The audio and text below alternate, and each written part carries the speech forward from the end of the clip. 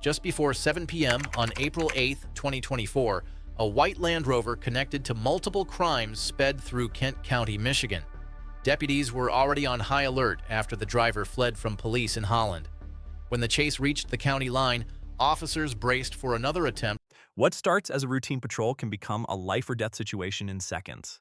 Across highways, city streets, and crowded intersections, officers face split-second decisions while suspects gamble with every mile. Tonight, you'll see pursuits where one wrong move changes everything. The question is simple: when does the risk outweigh the chase? To stop the suspect, but no one that evening could have predicted just how quickly this pursuit would turn from tense to devastating. Traffic. Traffic's lit. We're coming up to a red light. He's slowing down for it. He's coming to a full stop at the red light at Eastern. Looks like we're going to be going northbound. Copy, turn northbound. K9, he is northbound in the southbound of Eastern. Let me see if he corrects here in a second. K9, we're coming to the red light at Division. He's coming to a full stop. He's going to be turning northbound. Copy, turn northbound. Bailing out, bailing out. Copy, bailing out.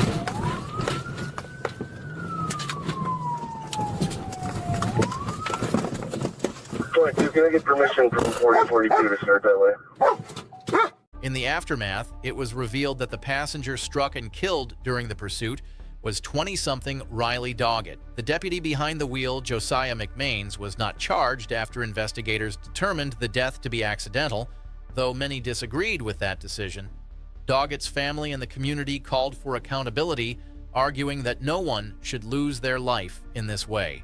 The debate over where pursuit tactics cross the line still echoes throughout Kent County today.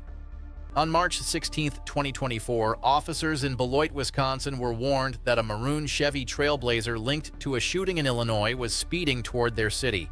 When the vehicle finally appeared, what began as a cross-state alert instantly turned into a high-risk confrontation. He's not on Portland. He's not on Portland.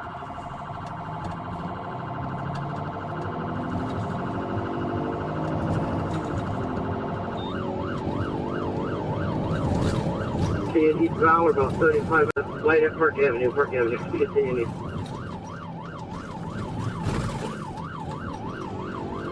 North on Prairie Ave. Prairie Ave. Looks like we got a bullet squad with us. He sounds strong. He sounds strong.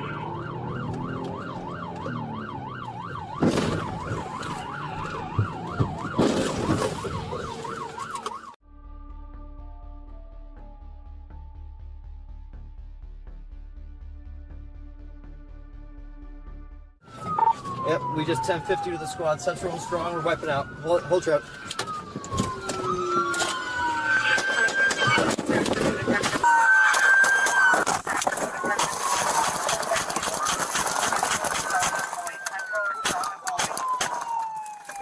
The driver of the Trailblazer was shot and pronounced dead at the scene after colliding with a patrol vehicle. Officers later explained that they feared for their lives when the suspect appeared to intentionally ram their vehicles. Reports confirmed that one officer suffered only a minor cut, but the emotional weight of the night ran far deeper. For law enforcement, it was another grim reminder of how quickly a traffic stop can turn into a fatal encounter. This case wasn't about a high-speed chase, it was about a cover-up. On New Year's Eve 2022, Officer Joel Ludowitz of the Sauk Prairie Police Department called 911 to report his personal car stolen. Hours later, that same vehicle was found crashed and abandoned with him standing right next to it. And you won't believe what happened next. I'm a professional walker in town, and I noticed that down there. Yes, sir. Here's all the stores.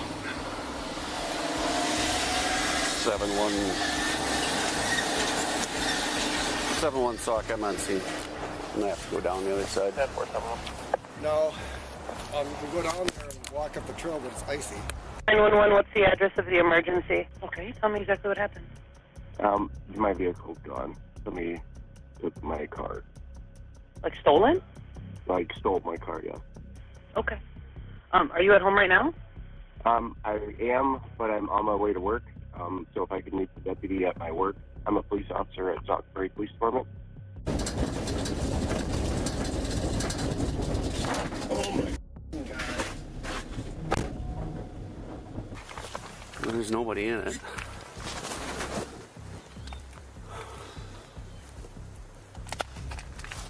One sock just for 43. There's nobody in the vehicle. 10-4. Alright, copy, direct. We're going to continue on until we get a search of the area. Damn it.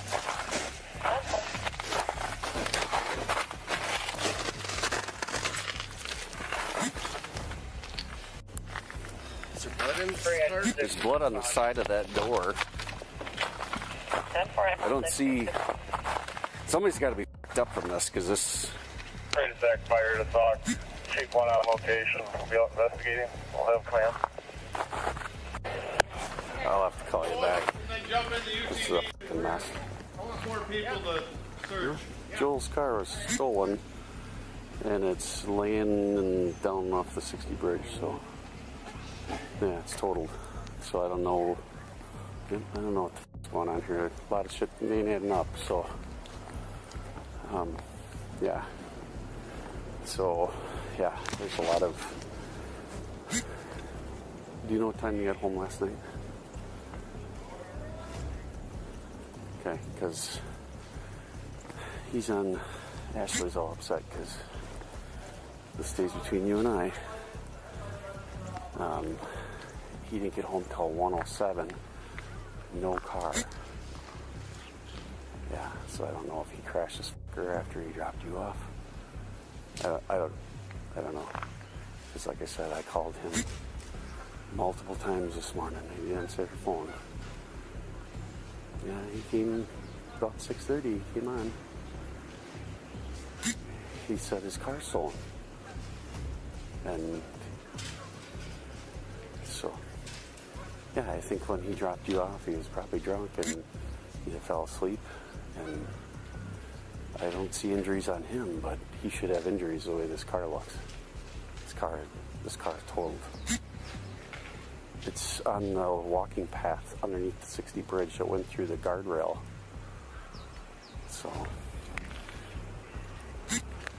I will talk to you later. I don't know what to think at this point. Whew. They had to have come on the passenger side. Why is there blood on the driver's side then? There's blood on that driver's side door. Well, unless there was a passenger, because The way this is creased, looks like they.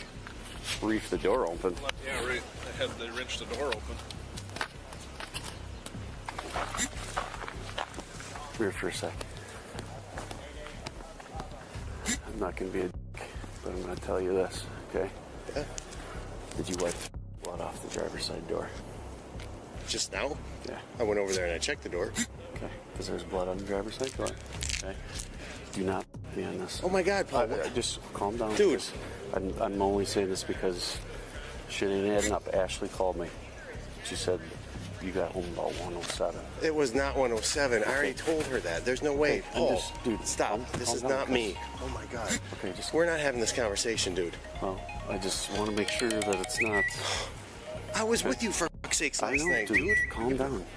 Calm down. I'm just making sure because I just don't want you to get in trouble if it was you. Oh my God. Okay. I was with you last night. I know that, but And we weren't drunk. I know. Jesus Christ, Paul.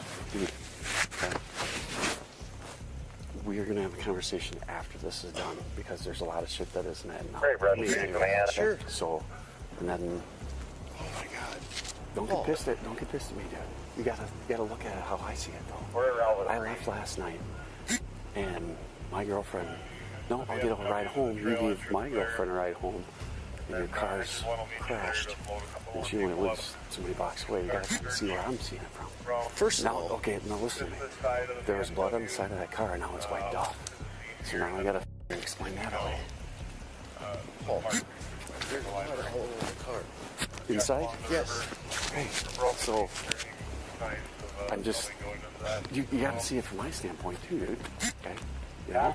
Head to the VFW. I'm just saying. The fact that we're having a side conversation isn't like. Okay, well. And I gave her a ride home. Investigators later discovered that Officer Ludowitz had been drinking and tried to conceal his involvement in the crash. He was charged with obstructing an officer and placed in an 18-month deferred prosecution program. Both Ludowitz and Officer Duman resigned shortly after. What do you think, were those charges fair for an officer who tried to hide the truth, or should the consequences have gone further? In the early morning hours of November 23, 2019, Atlanta police clocked a black Mercedes flying down Interstate 85 at 125 miles per hour in a 55 zone.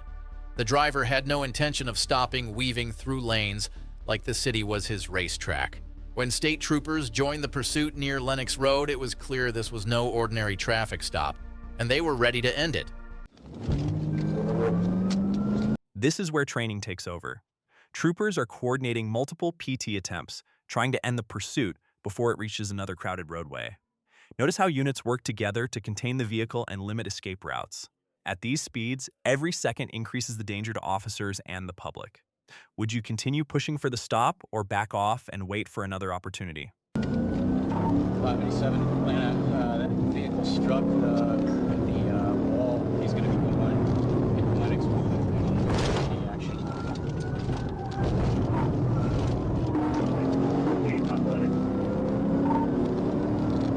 Going up to Piedmont Lennox. Would show me 1080 with that vehicle. 587 Atlanta, 1080. You're right here. Alright, you said you did go 85 north?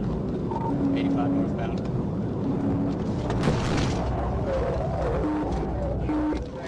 I need the air police, pit maneuver, pit, northbound. He's getting back in it. He's trying to get back in it. Coming up to North Druid Hills. Coming in for another pit. I got a vehicle on the way.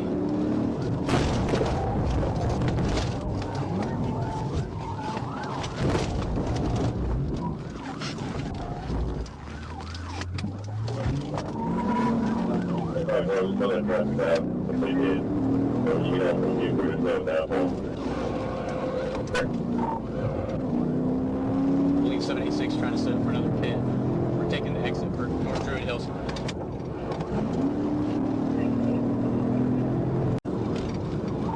Take him. I believe he's setting up for a pit.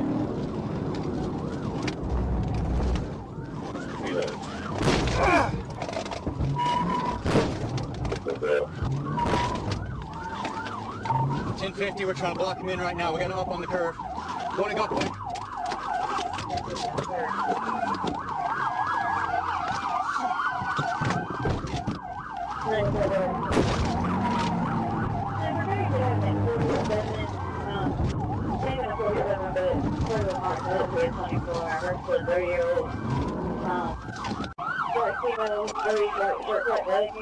Put your hands out the window unless you want to get shot. Get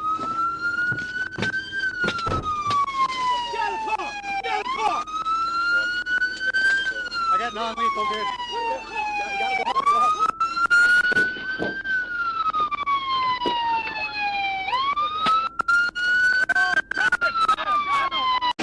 Lean right there. Lean right there. Spread your feet out. You got anything on me that's going to stick me? Is that a yes or a no? The driver, later identified as Omid Sheikh Sajadia, refused every order to exit his vehicle, even after being boxed in. Troopers used a taser to finally subdue him, discovering he was under the influence of alcohol. Sajadia was charged with DUI, fleeing and attempting to elude, and reckless driving, among other offenses. On March 2, 2025, officers across Wisconsin were on alert for a reckless driver reported at nearly 140 miles per hour. The vehicle, a Lexus, tore across highways, passing on medians and shoulders as troopers tried to catch up. At those speeds, even a small mistake could mean disaster. And moments later, the inevitable happened.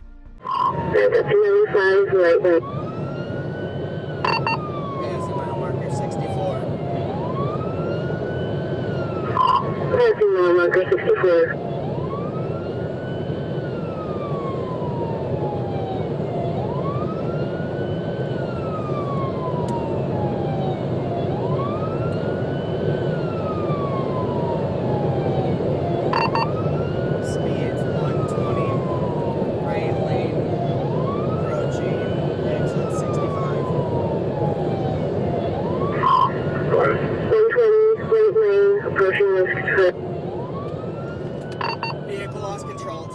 1050 into the right ditch. Multiple rolls. Vehicle lost control. 1050 into the right ditch. Multiple rolls.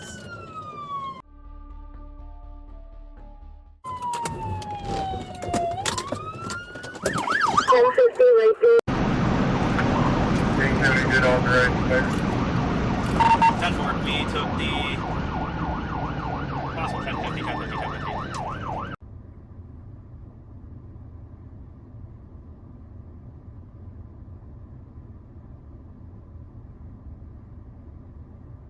The driver, identified as Bo, was ejected from his vehicle after it flipped multiple times off U.S. Highway 18-151.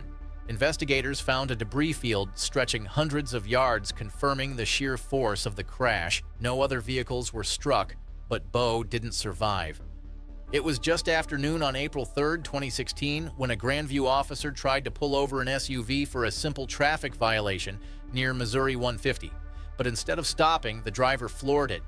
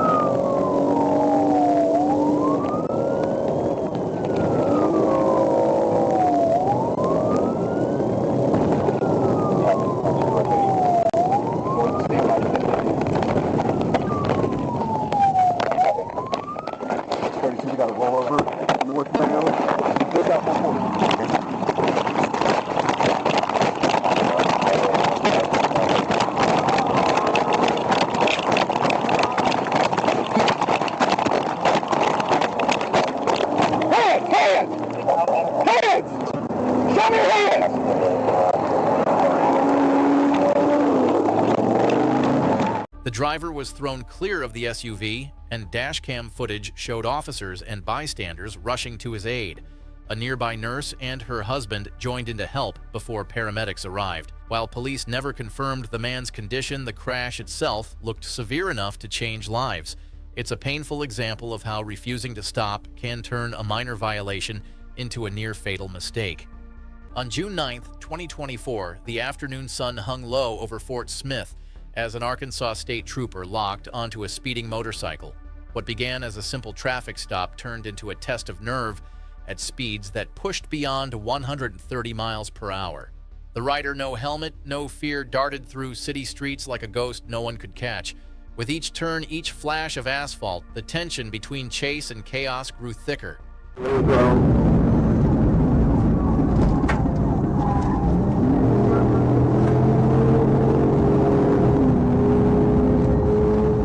Traffic. Big fast news volumes right now.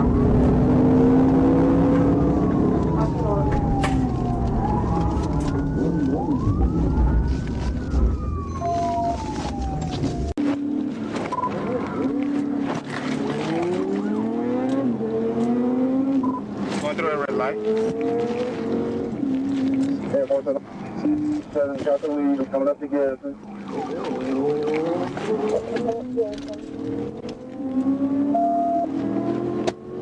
North through Garrison, south to North A.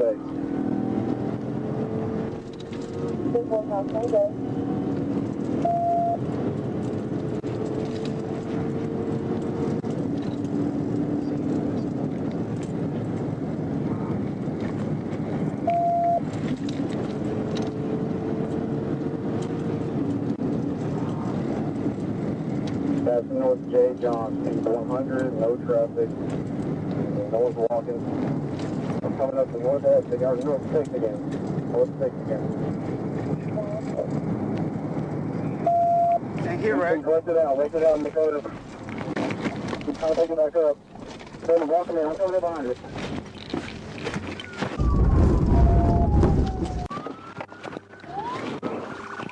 Get out! Hey, get down!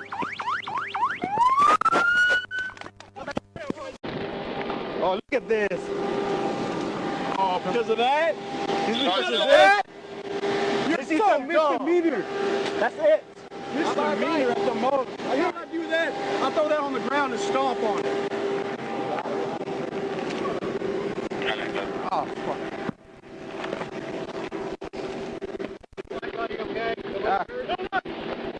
When I got it, I think it on my hand. Yeah. By the time officers boxed him in behind the county jail, the rider was bloodied but alive. Identified only through his passport, the man faced charges of fleeing by vehicle, reckless driving, and numerous traffic violations. The trooper's own car smoked from the final impact, a reminder of how dangerous motorcycle pursuits can be.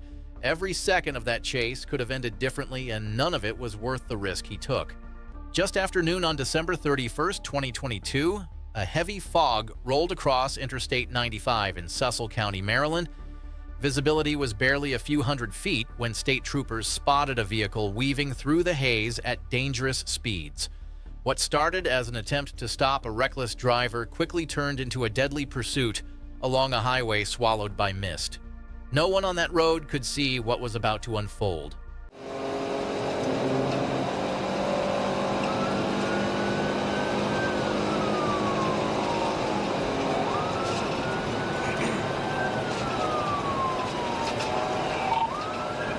She's all over the place. She's not stopping. She's speeding up 100 miles on the shoulder.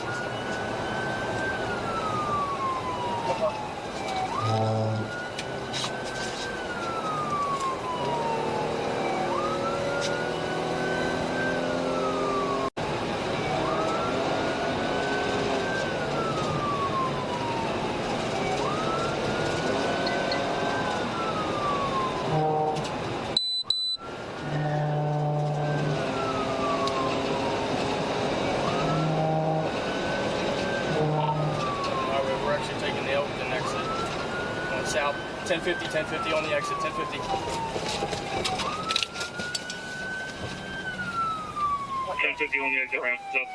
Vehicle's on fire, start fireboard. Got it. Start fireboard, vehicle's on fire. 1050 on the exit ramp, so. Vehicle's on fire, start fireboard. Got it.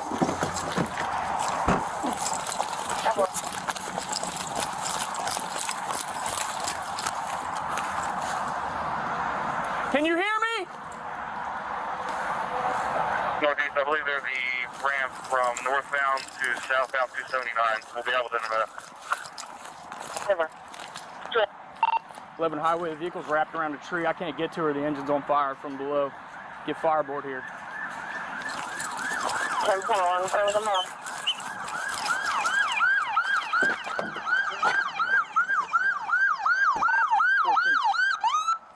You got fire extinguisher? You got fire extinguisher? Yeah, I do. Fireboard notified. Behind us. Yeah, what was your message? highway, I'm down. She's in the car. I can't get to her. Moments later, the suspect's car careened off the interstate and slammed into a tree mangled beyond recognition. The driver, a woman whose name was not immediately released, was pronounced deceased at the scene. Investigators later said the pursuit lasted only minutes, yet its consequences will last a lifetime for everyone involved. A fatal reminder that sometimes even slowing down can't stop what's already in motion. On February 18, 2022, an 18-year-old driver called 911 in panic. His accelerator was stuck, his brakes wouldn't respond, and his car was speeding out of control. Dispatchers could hear the fear in his voice as the silver Toyota Camry circled the loop at nearly 90 miles per hour. Police units scrambled to clear the roads ahead, trying to contain what was fast becoming a runaway missile on four wheels. The car is landing on me, and the vehicles are parked here failing to move over.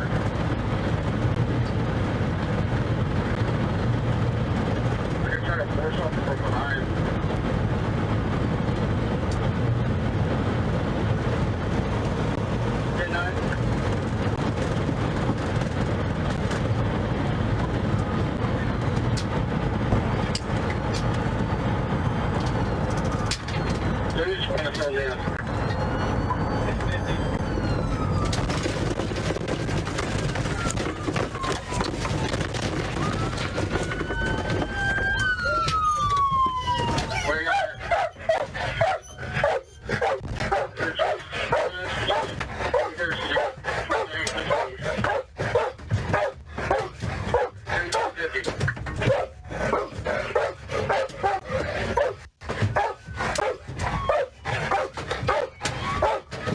Camry eventually crashed into a patrol car near North Loop 289 before rolling into a nearby field.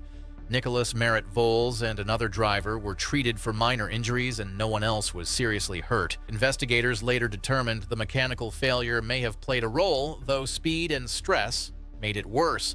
A rare case where the driver wasn't running from the police, but from the car itself. On January 8, 2022, what looked like an ordinary traffic stop on Interstate 10 turned into something far bigger. When a black Infiniti blew past 3 troopers with lights already flashing, Trooper Wesley Dixon moved to pull it over. The driver's strange behavior, speeding up, slowing down, even covering the window, made no sense at first. Then the call came in that car was wanted in connection with a homicide out of Orlando.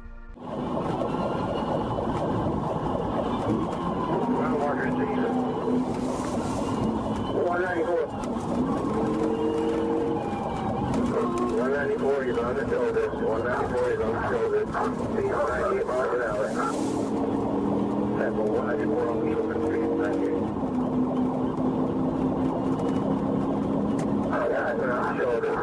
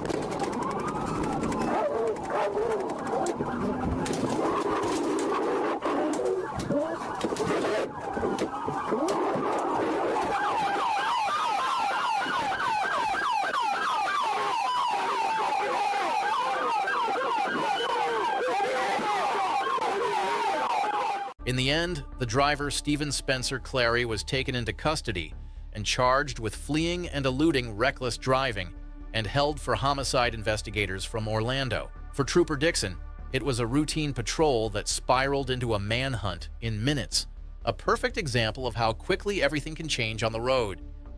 In the early morning hours of June 2020, the streets of France turned into a racetrack between 2 riders, one a police officer, the other a motorcyclist who refused to stop. With traffic clogging the freeway and horns blaring, the officer weaved through cars on his own bike, chasing a suspect who seemed just as skilled, just as reckless. Every lane change, every near miss was a gamble at breakneck speed.